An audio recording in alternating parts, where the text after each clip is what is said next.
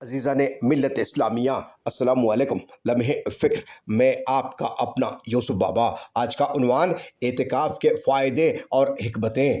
اسلام خانقاہیت کا نام نہیں ہے، نہ ہی دین کے لیے کہیں بھی دنیا ترک کر دینے کا حکم ہے، لیکن سال میں ایک مرتبہ ساری دنیا سے منہ موڑ کر اللہ سے دل لگا لینے کا نام اعتکاف ہے۔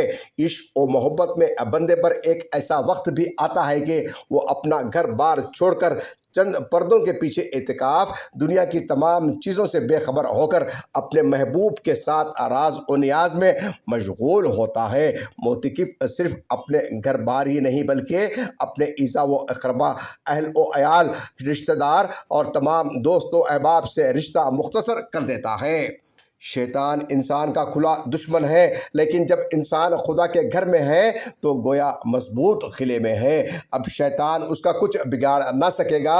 لوگوں سے ملنے جلنے اور کاروبار کی مشغولیتوں میں جو انسان سے چھوٹے موٹے بہت سے گناہ ہو جاتے ہیں، بندہ اعتکاف میں ان سے محفوظ رہتا ہے۔ جب تک آدمی اعتکاف میں رہتا ہے اسے عبادت کا ثواب ملتا رہتا ہے، خواہ وہ خاموش بیٹھا رہے یا سوتا رہے یا اپنے کسی کام میں مشغول رہے۔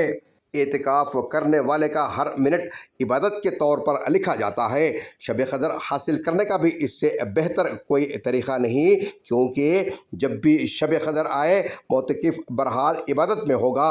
اعتکاف کی سعادت حاصل کرنے والے فرد کو چاہیے کہ ہر لمحے کو اہم سمجھتے ہوئے اپنی زبان کو ذکر الہی سے ترک رکھے۔ سنتوں کا خاص اہتمام، نوافل اور قرآن مجید کی تلاوت زیادہ سے زیادہ کرے۔ اعتکاف کی ایک بڑی فضیلت یہ بھی ہے کہ معتکف لیلۃ القدر کی فضیلت بآسانی پا لیتا ہے، کیونکہ اکثر روایات کے مطابق لیلۃ القدر رمضان کے آخری عشرے کی طاق راتوں میں ہے۔ اعتکاف کا مقصد یہ ہے کہ بندہ اللہ تعالیٰ کی چوکھٹ پر اپنا سر رکھ کر سرور و خوشی کا مینار دیکھتا ہے، زبان کو اسی کے ذکر سے تر رکھتا ہے۔ بندہ سب کو چھوڑ کر بارگاہ اعلیٰ میں حاضر ہوا ہے۔ اے رحیم مولا، ہمیں معاف فرما کہ جب تک تو معاف نہیں کرے گا تیرے در سے کہیں نہیں جائیں گے۔